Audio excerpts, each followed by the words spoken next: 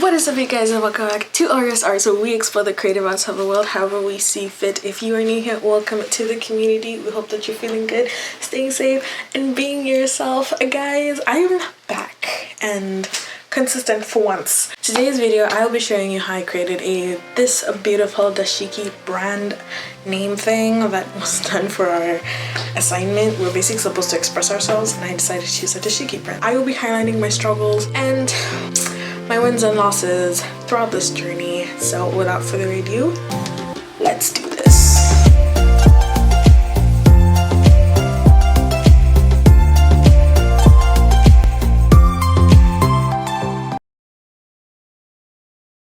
Today's shout out goes to the one and only Sander Chudri. Thank you so much for your subscription. Guys, if you want to shout out, subscribe to the channel and leave a comment down below. It does not matter which video it is, so long as you have.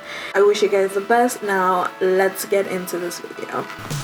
So for my brand name, I initially wanted to have it landscape and have it split between a dashiki print and fireworks exploding in the sky. The main inspiration was a pattern that I really love, that I have and I own, and the fireworks is because I feel like sometimes I explode like fireworks.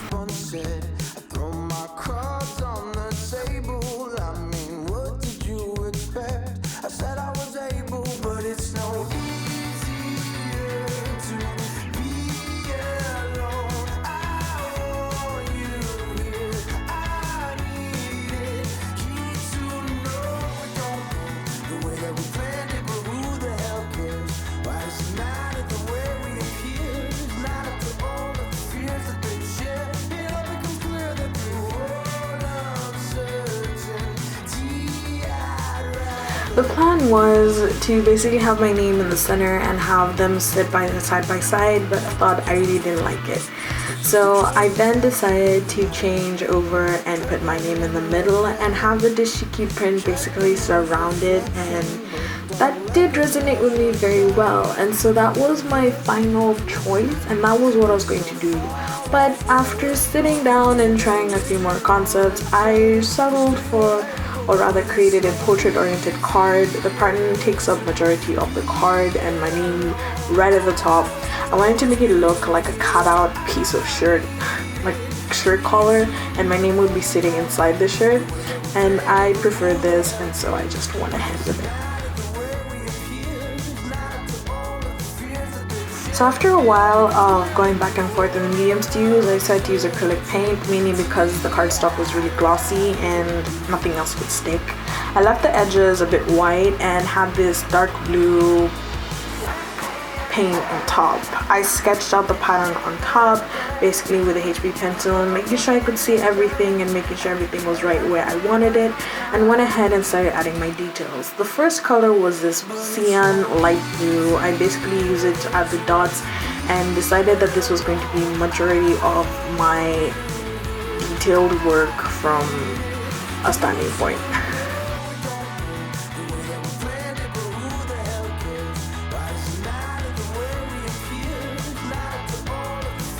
Day 2.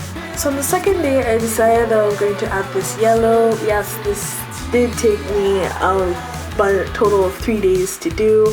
I wanted to take my time and make sure it was right. I mean, it was representing who I was. So I decided to use the yellow as an accent, mostly on all my line work, so that it could bring out the pop of all the blue.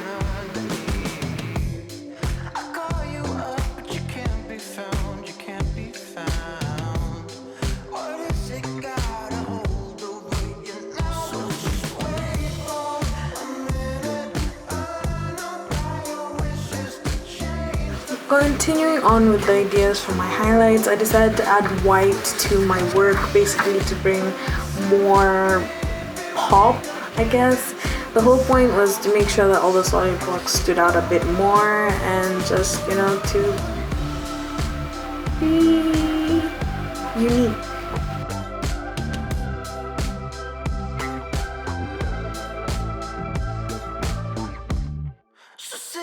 Making up to make the same mistake. You give the love you want, but one you cannot take. Your heart is full of fear and trust, and how it breaks.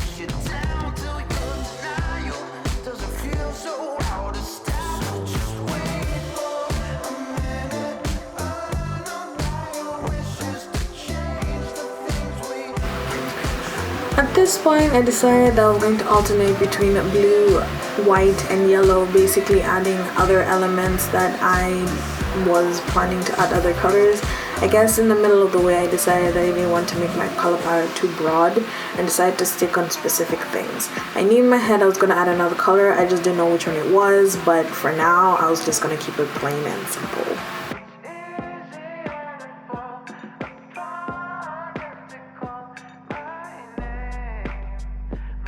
Day 3.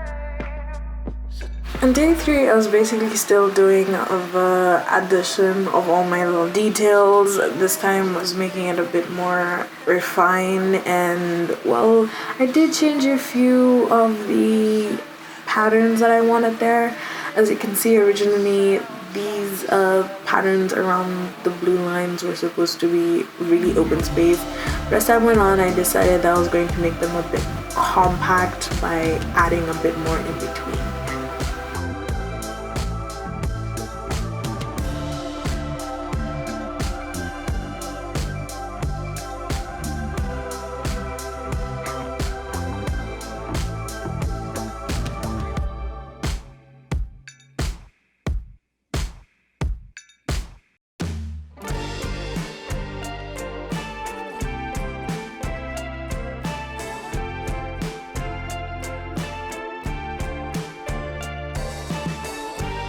So after much debate, I made the big decision and decided on my third color, which was black. So as I know this is lightly black.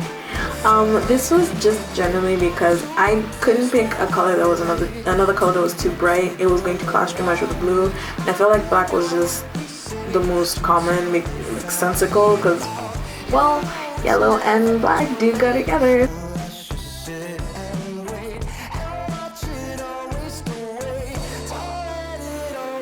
So at this point, I was putting the cherry on top and basically was adding all my accent colors and accent details here and there. I decided to keep it restricted to blue and yellow to make it more uniform and have this pretty little peacock design going on in the center. And to top it all off, I wanted to make it classic and do white for my nail.